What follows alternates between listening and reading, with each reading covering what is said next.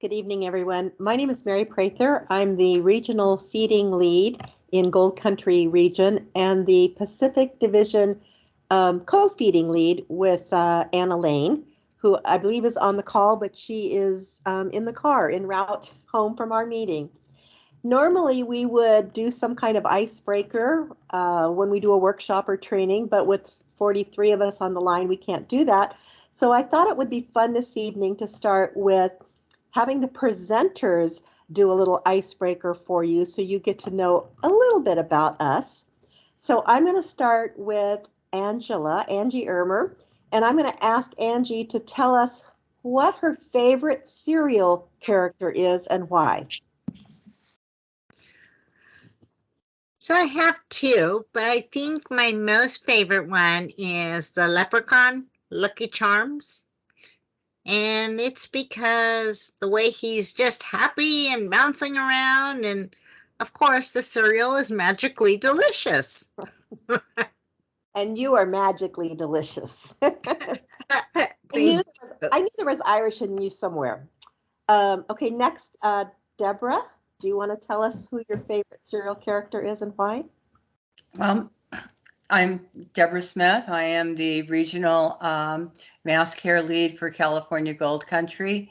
My favorite cereal character, I'm going to, anything I say is probably going to date me and give out my age really quickly.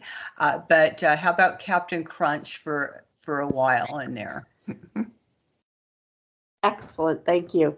And like I said, I'm Mary Prather, and I would have to say, even though it's not my favorite cereal character is the Trix Rabbit. And the reason is, he always has tricks up his sleeve, and in feeding, we have to have lots and lots of tricks up our sleeve to get everyone fed. So with that being said, you know a little bit about us. I'd like to turn it over to Deborah, who's going to start us off with our presentation tonight. All right, thank you very much for everyone for coming here. So we're going to talk a little bit about mass care procurement cards, and normally you hear them called MCPCs. It's one of the more common used acronyms in Red Cross. So you're going to hear us use it interchangeably throughout this presentation. It goes on. Next slide, Angie. So what is a mass care procurement card and who gets one? So next slide. So basically the mass care procurement card is issued out to people in the mass care functions that are going on in sheltering and in feeding. They're also distributed out to the IDC functions. That's the individual disaster care functions of health services, mental health, and actually just health service and mental health, and then also to disability integration. So basically, they're given to supervisors and above, except for in the case of disability integration, the person in the service associate position can also receive an MCPC card. They're used in disaster operations. So we're looking at level 4 and above. They're not something that we find on home fires or in small beginning shelter operations, but rather on a disaster relief operation.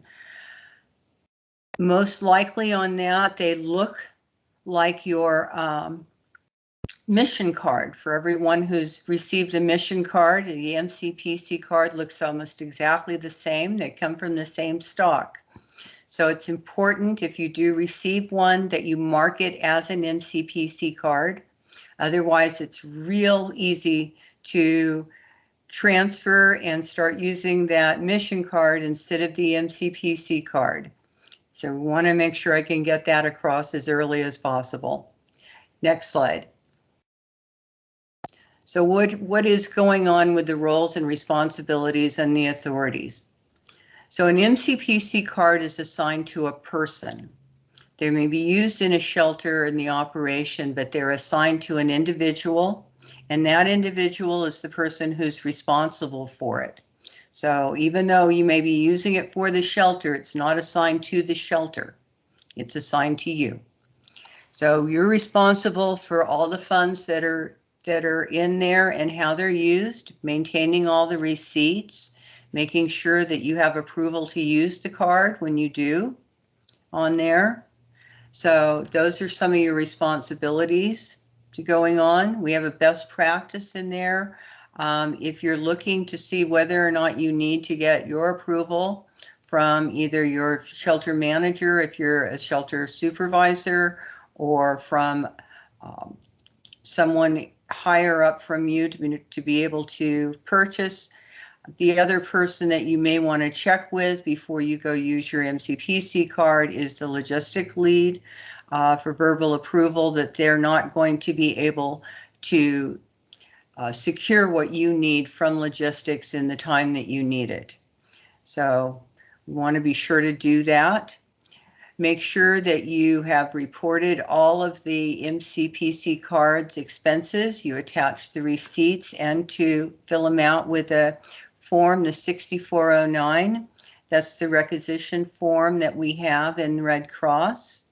And then we submit those into your supervisor. I know it says the logistics supply lead also, but most definitely to your supervisor who will send them in based on who has the signing authority. So one of the best practices that we have for this is that if you have used your MCPC card, then you want to be able to take a picture of the receipt right away on there, and so that you can text over to who it is, if it's the feeding supervisor, shelter supervisor, who you are there, to be able to show that this expenditure has happened. So looking at going further, you know, why would you even use an MCPC card? What are they used for? MCPC cards are used for emergency purchases in the beginning of a shelter, in time periods when we cannot have logistics be able to bring things together. So if a shelter is just being set up during an operation where you already have obtained an MCPC card, you may be needing to use it to start the initial purchasing of items that are going on. It's also used for the emergency items that you may have, that newborn that walks into the shelter with no diapers and you need them right away. You might be using an MCPC card that goes forward. Next slide. Angie, next slide. So we want to make sure that it's the site supervisors who are going to be responsible, that they're only used in those immediate need situations when logistics is unable to fill it. Primarily to know if something can wait until the next day for when you need it, then you probably can get it from logistics. And so you want to make sure that that is not possible before that you're going out and buying something. So, and that's where we're looking to getting that approval for things that can be that you can wait for, and sending that through the normal process. Next slide. And to let you know, the supervisor of each card holder, so if you happen to be the manager, that your one of your direct reports is holding an MCPC card on there, you are responsible for making sure that they submit their receipts and that they have recorded all of them on the register, and that there's an 6409 together with the receipts that are there. So one thing that I suggest is that you requires they submit their receipts and the 6409 either right away or within 24 hours of use on the MCPC card. Next slide. So as we said, the eligibility for an MCPC card sets up at a level 4 operations or above in there. It goes to the to identified staff, and it can be issued based on the operation at time of deployment. When a deployment's going to be going on for more than 2 weeks in some of these disaster operation requirement gaps. Next slide. So some of the things that we end up using, I've just told you it's only for emergency needs, and that there are some things that we may use it for a little bit longer, which might be for food purchases at a small shelter under 30 LS.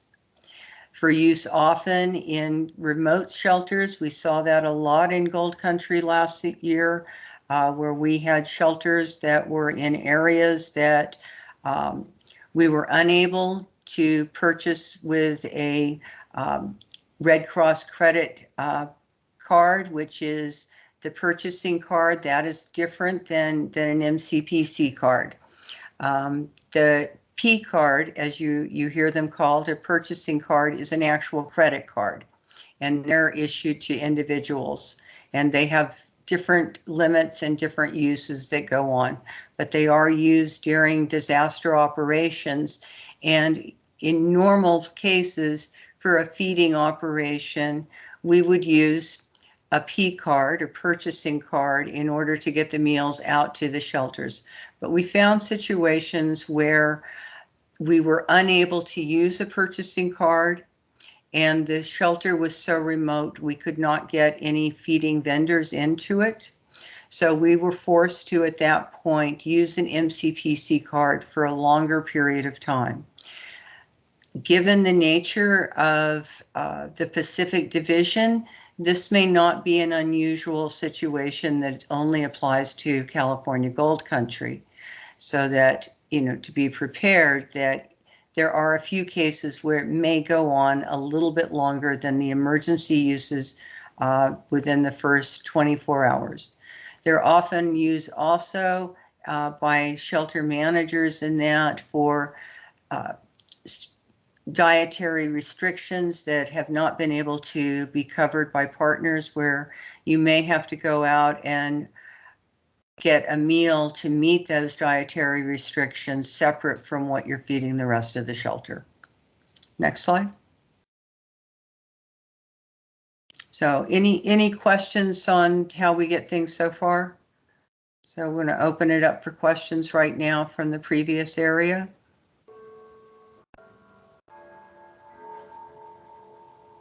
And Tina, I don't know if people can unmute or wish to raise their hand, or we, I guess, have no questions.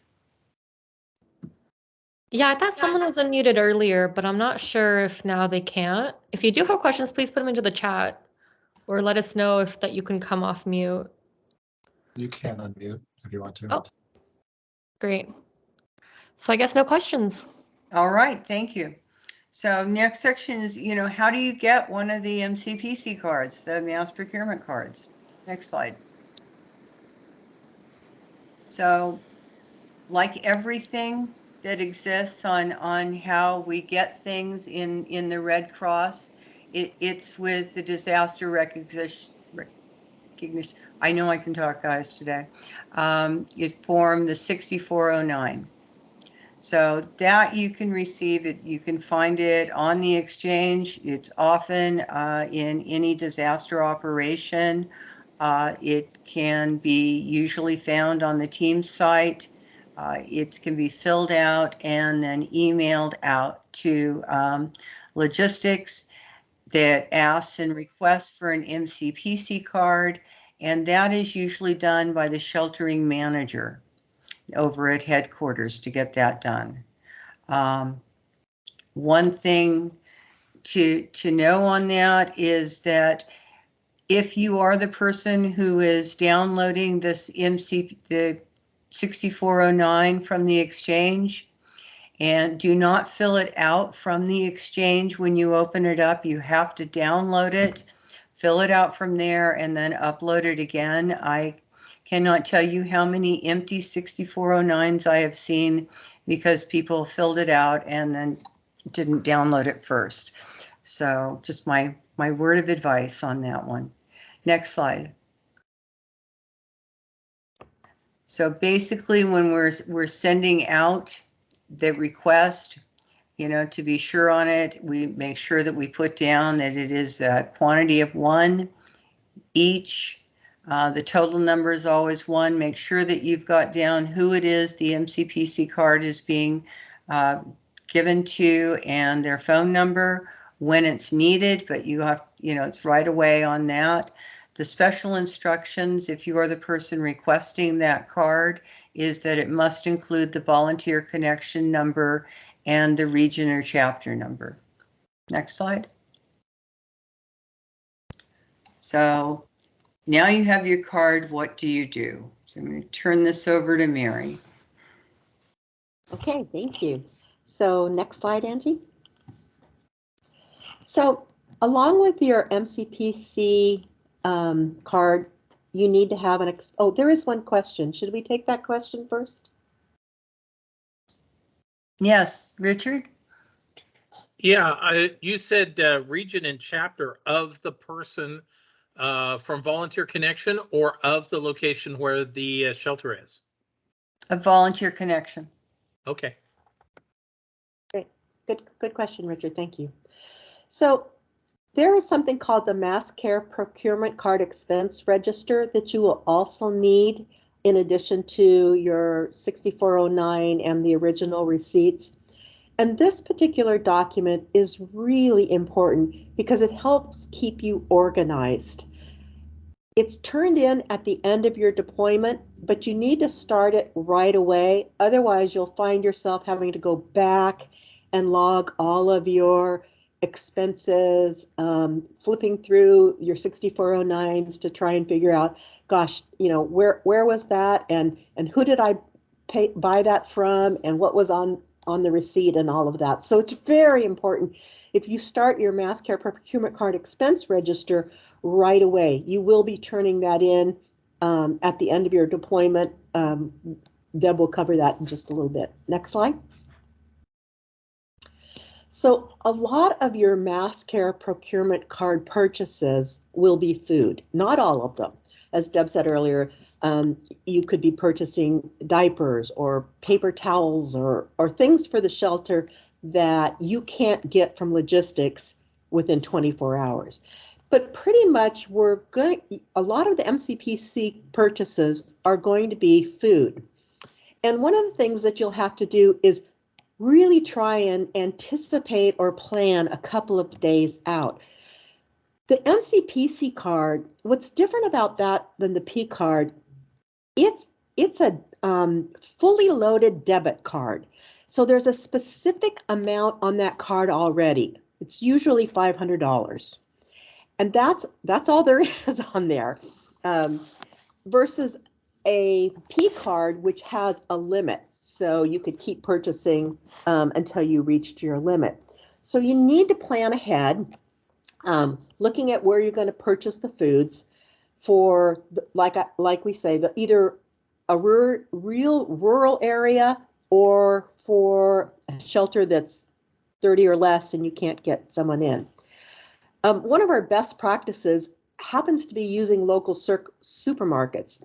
I mentioned two here that are familiar to Northern California, but whatever your supermarket is in Alaska or Washington or Oregon or Hawaii or wherever in the Pacific Division you are, it really, you can kill two birds with one stone, so to speak, because a lot of our supermarkets have the big delis and you could pick up lunch or dinner and also get other supplies that you might need, like for breakfast, if you're doing fruit, if you're doing a continental breakfast, or picking up fruit or some snacks. And again, this is only for immediate needs. So let's say the first 24 hours, unless you are in a really rural area and you're going to be doing it on an ongoing basis. Richard, you have a question, your hand up. Not really a question, but more of a statement. The other advantage to using the card at a local grocery store is that it keeps the money within the disaster affected areas. Very good point. Yes. Next slide, Angie. Again, I want to try and focus really on the blue points. Here are the best practices. When you're considering dietary restrictions, cultural, religious, health-related, allergies, whatever, there are a couple of ways to figure that out. Certainly check with the shelter supervisor. They have access to CMIST and can look up and see if upon registration the person noted that they have a tree nut allergy or they have a gluten allergy. You can also ask the shelter nurse if there's one around. And finally, if you need to, just talk to the client directly. Not if you need to, I mean, you can talk to the client directly. They'll tell you what they can and can't eat. And in some cases, it's a very unique allergy that our feeding partner would not be able to accommodate. So in that case, the shelter supervisor is going to have to use either an MCPC card or a P card to get that client fed. One of the things that we've had problems with the past, and we are really cracking down on, so to speak, this year, is we're not considering special diets in terms of personal choice. We understand that there are personal choices and they're great, but we cannot accommodate, keto diets or the blood type diet or the pagan diet or this or that or anything. So unless the shelter supervisor says, yes, this is a specific health-related dietary accommodations, then you would use your MCPC card, or if there wasn't a P card around, to make that purchase. There's a hand up. Richard, you again? No, it's Billy. Oh, okay. Billy? Getting back to that 6409, so I go to the exchange and I get a 6409. Now I download that and I save it, say in wherever I save it on my desktop. Mm-hmm. So then I can use that 6409 for purchases. Can I use that same 6409 over and over again? The 6409 that you download is a request to get the MCPC card. I'm not talking about, I'm just talking about a P. Oh, I'm sorry. Go ahead. No, that's okay. So you wouldn't use it again, and we'll get to that a little bit later. Let's say you've used up $450 of your $500. Then you're going to have to get it reloaded. We're going to talk about that in a little bit, and it is actually the exact same process, but it would be a different 6409 because there's different information that you're going to need on it, and we'll cover that in just a minute. Okay, thank you. Mary, I also had a question/comment. Here in Northern California, like in the Northern California fire regions, we often run into Sikh communities, which are specifically vegetarian, and also Hindi, which are specific, which don't eat certain meats. And then we also have Buddhists and vegans. So where do you draw the line between personal choice and cultural? Well, all of those things that you mentioned would certainly fall under the cultural religious accommodations. And we do vegetarian and vegan meals all of the time. And quite frankly, because we usually figure 20% of the meal count to be vegetarian, that can usually accommodate quite a few of the religious and cultural dietary accommodations. Does that answer your question, Richard? By and large, yes. Thank you. Okay. Remember, another thing that I want to point out is this MCPC card, this $500, when it's issued to you, it's already hit the budget for the DR versus a P card, which doesn't get charged to the DR until it's reconciled at the end of the month. So that's another reason that we only want to use these cards for emergencies when it can't be filled by logistics within a reasonable amount of time. The example Deb gave, the client that comes in with a newborn and they have no diapers. Well, you can't wait 24 hours for that. So someone has to go and buy that. And an MCPC card is a great way to do that. You know, if the person happens to have a P card, that's even a better option. Okay, next slide. So finally, in planning for the purchase of food, purchase for items, actually, there's two things that I think are helpful to think about and remember. You know, ask for special pricing or ask for a discount. Most vendors are happy to do that for you. And then always take the tax exempt letter from the Red Cross with you. We had this conversation a little earlier today. Oops, lost that slide there, Angie. And there's state tax exempt information in the exchange. If you just type tax exempt information, it will come up. And it's state by state because it happens, you know, they're state taxes. And in some cases, not only are they sales tax, there's also hotel taxes that can be waived. Unfortunately, because each state is different, there's not a national letter. So your region usually has a letter that clarifies the tax exempt status of the Red Cross. Angie, I lost the picture of the slides. Can everyone else see the slide? Oh, I lost it too. No, I've Yeah, lost it just see the also. people, Mary. Okay. She'll get it back up in just a second.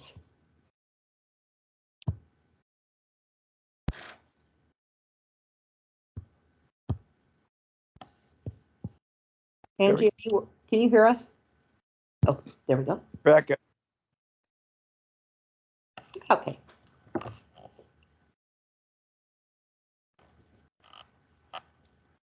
Keep going. Sorry, trying to get it back to the right page. No worries. No problem. There's a question in the chat maybe we can answer. If you have a P card, do you need an MCPC? Actually, No, no, you don't. A P card is actually a better way to purchase. What happens sometimes, though, is the P card can be in a remote location.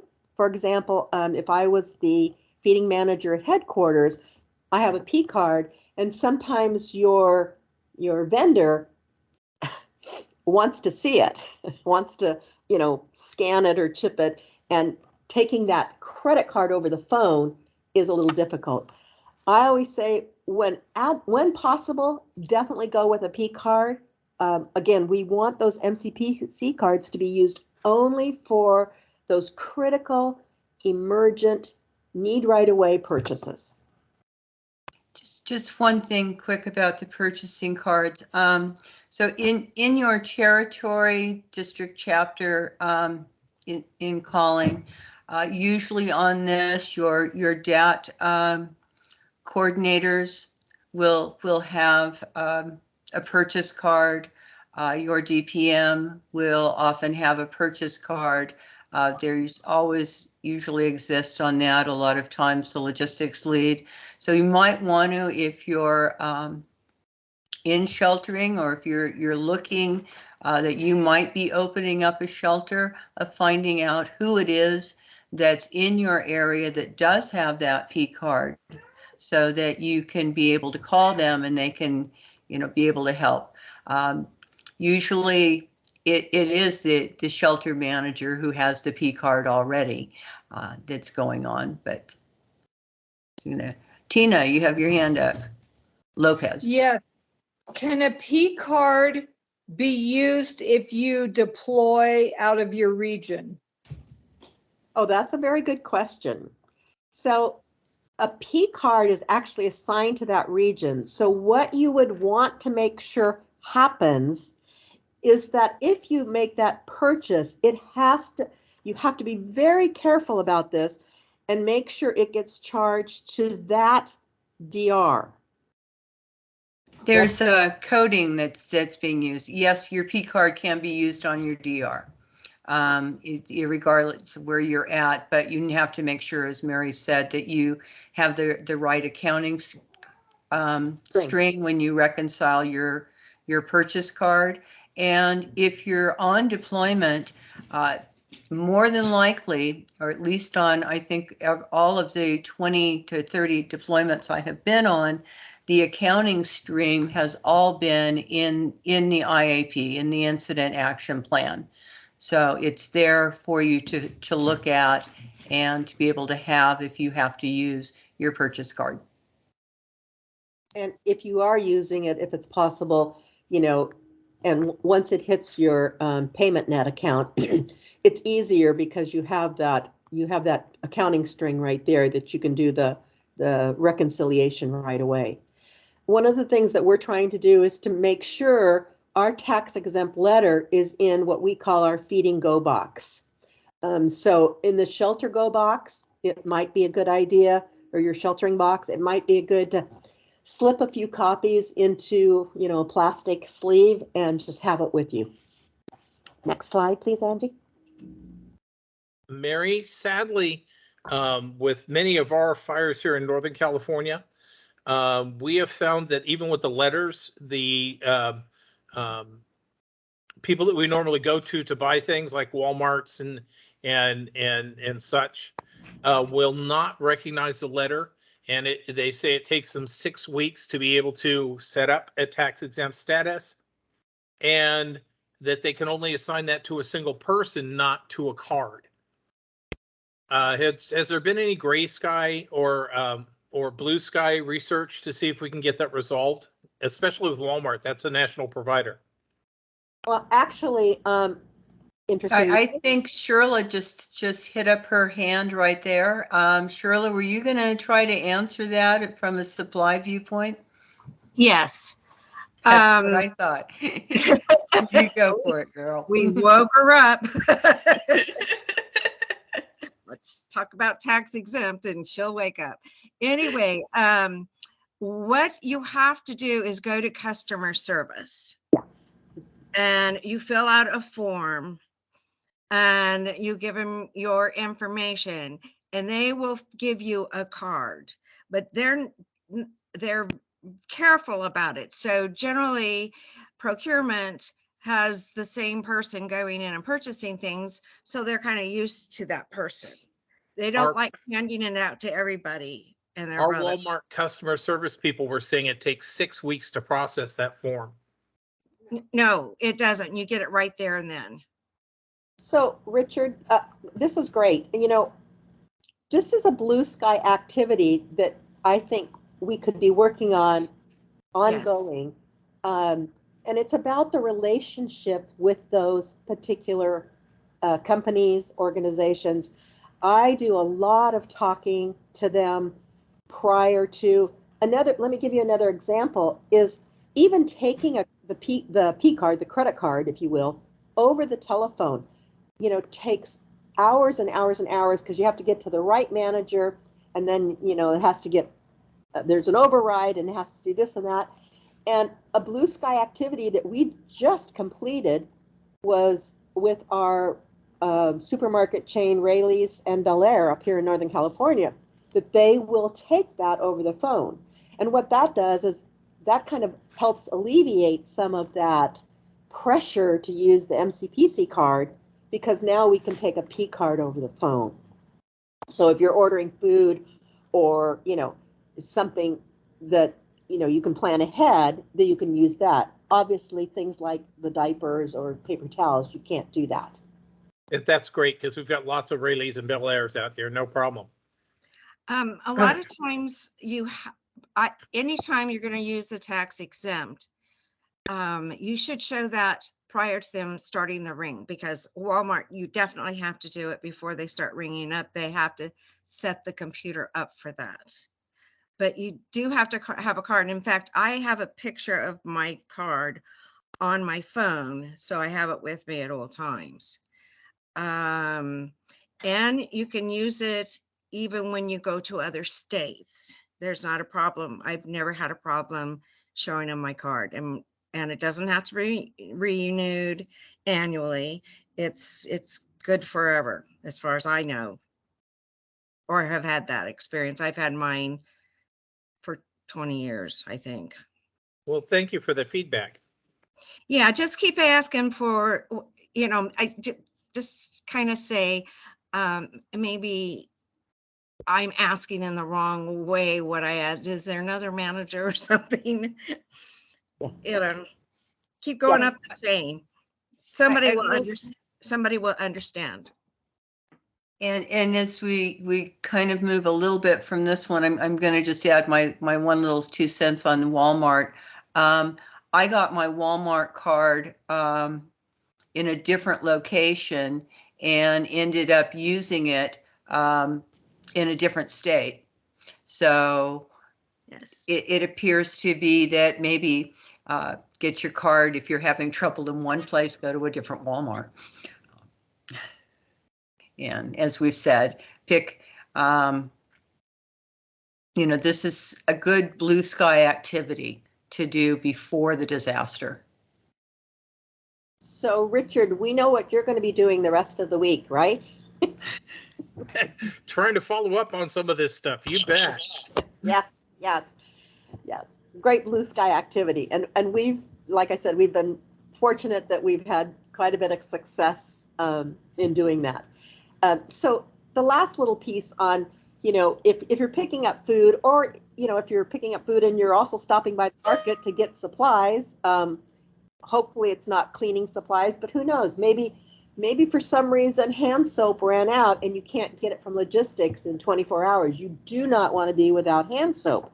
Hand washing is the best way to prevent the spread of disease. So when you go to pick that up, that whatever that is, an item, food, immediately take a picture of the receipt. It's probably very frustrating for all of you who've had MCPC cards to get a call 2 weeks later from the last person on the DR saying, where's your receipt for this? Where's your receipt for that? Where's your 6409? So, and I'm that person a lot of times. And it's just really easy. If you take a picture and then shoot it to whoever, your supervisor, if it's a food thing, your feeding manager, then at least that part is out of your hair. You're not done with the receipt, mind you, because you still have to do a 6409 and attach it to the original receipt. Okay, next slide.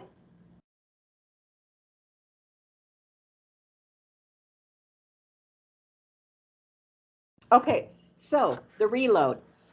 Let's say you're in a rural location with a small shelter and you're going to be feeding your people with your MCPC card because there's no P card around for a week or two.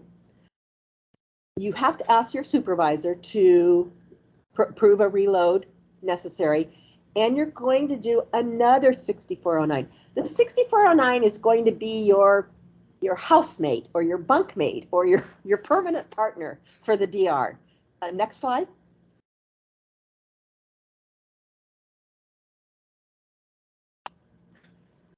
So here's some additional information that's going to be needed if you're asking to have your card relocated.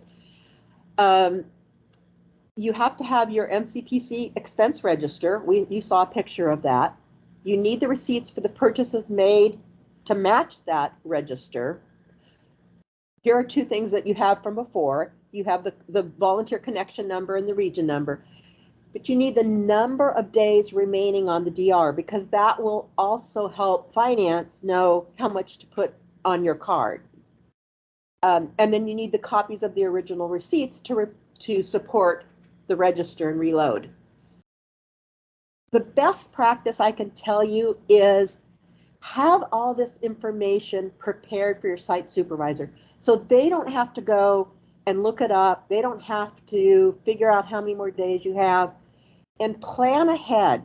The reload process could take a couple of days. I know they'll tell you, it's pretty fast and pretty instant. But, if I were buying for a small shelter for multiple days, I would be requesting probably every couple of days, because your limit's going to be $500. That's going to go really fast in a shelter of 20 or 25 people. So that's, we found, one of the best practices. Okay, next slide. And lo and behold, here's what it looks like. It's the exact same form. You know, it's one quantity of one. It's each total quantity. The MCP reload, and then you can see underneath where the check marks are. Those are the additional information that needs to go in the special instructions. If you've done that, won't be a problem. And next slide. Okay. Are there any questions at this point before I turn it back over to Deborah? We had some very good questions and good input. Thank you for that. Okay, Deb. Okay, let me go on. I am going to point out Kathleen Elliott had a really good thing that, as she said in the chat, it might be a good idea when you're issued your MCPC card to get a copy of the 6409 and the register in case you're not able to get to a computer. It goes on.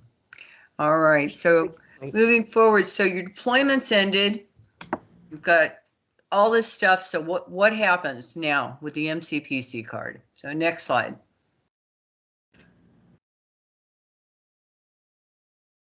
Okay.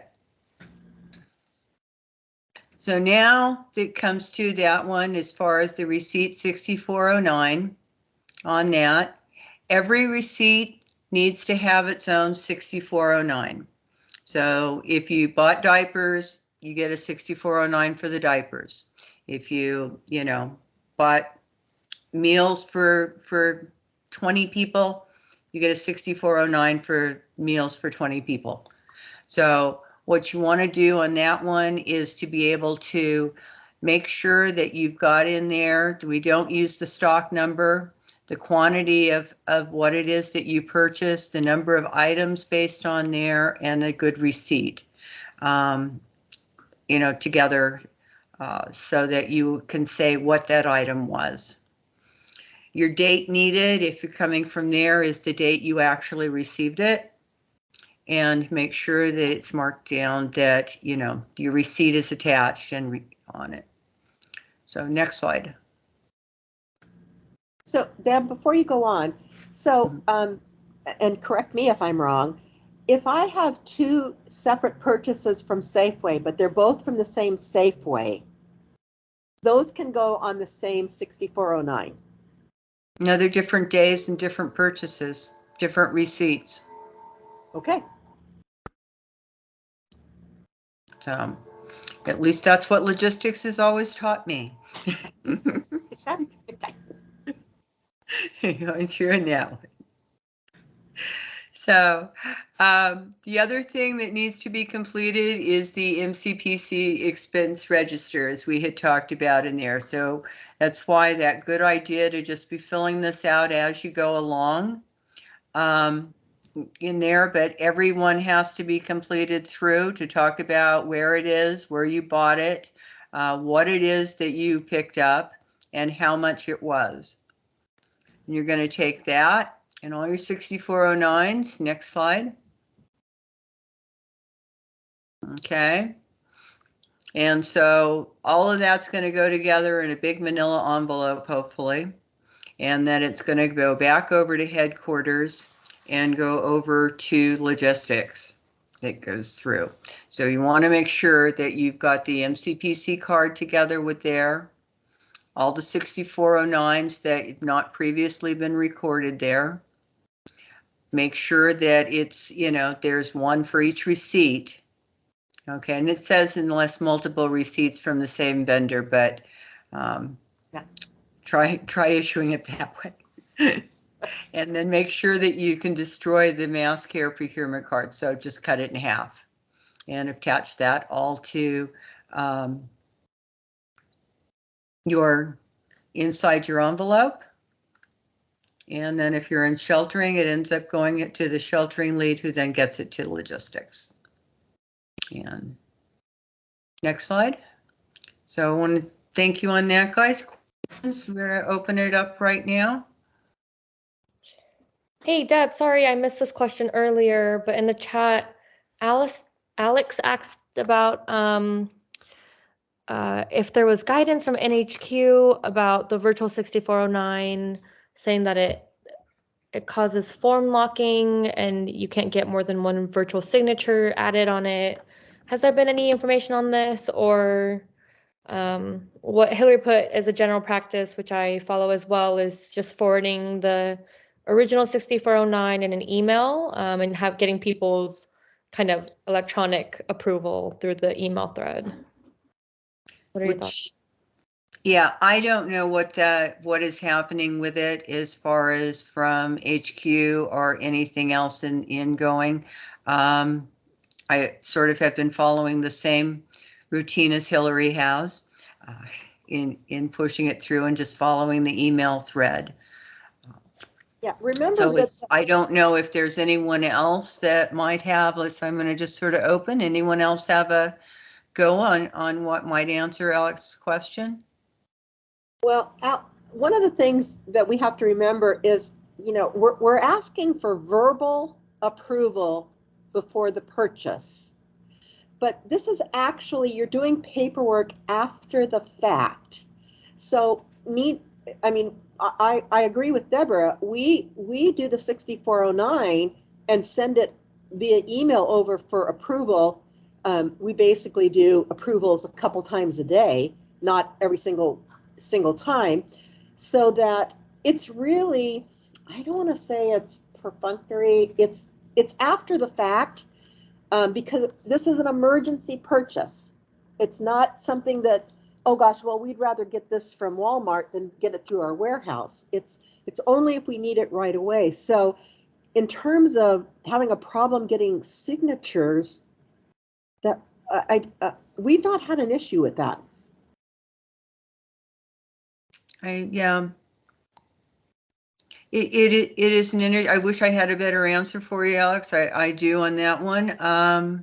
But it is something I'm going to ask about.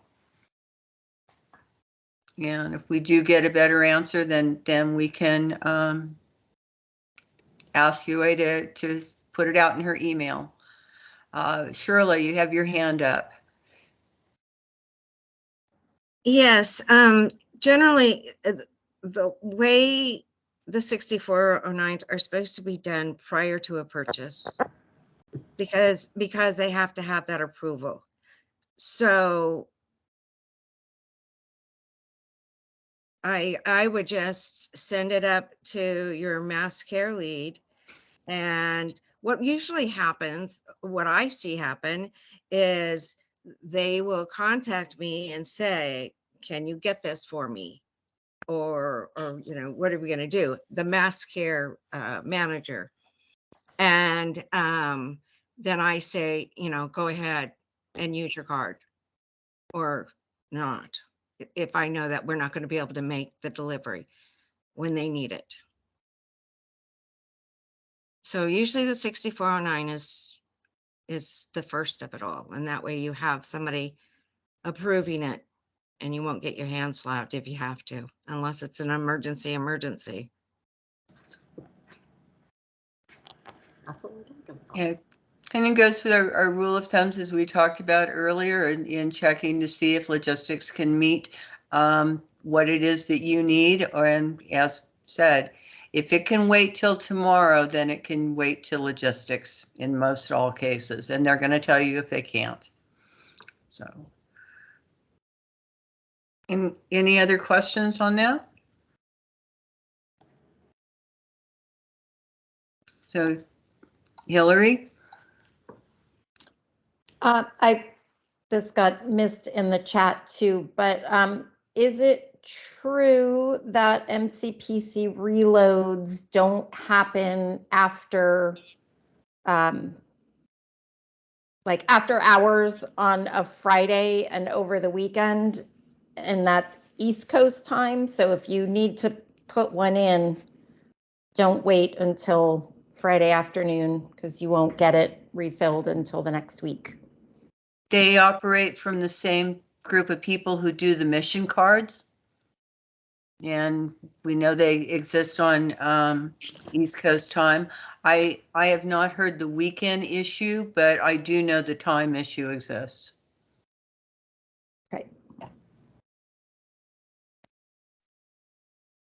And don't forget that if you have both a mission card and an MCPC card, take a Sharpie marker and write right on the front of it MCPC, so you don't end up using that card for your meals at a restaurant and vice versa, using your mission card to buy diapers.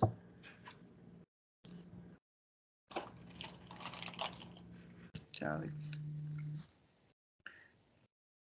you want on that one.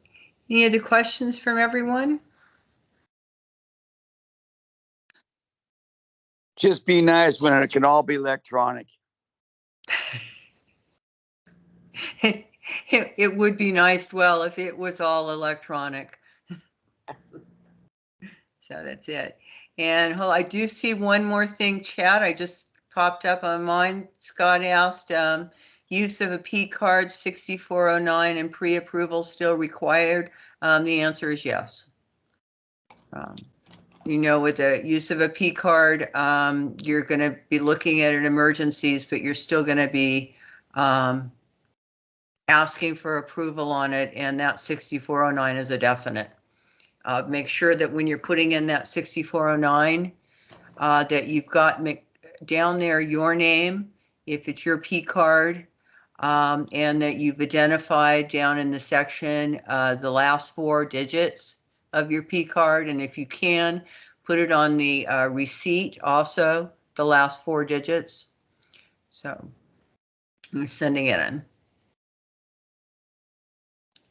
Other questions on that?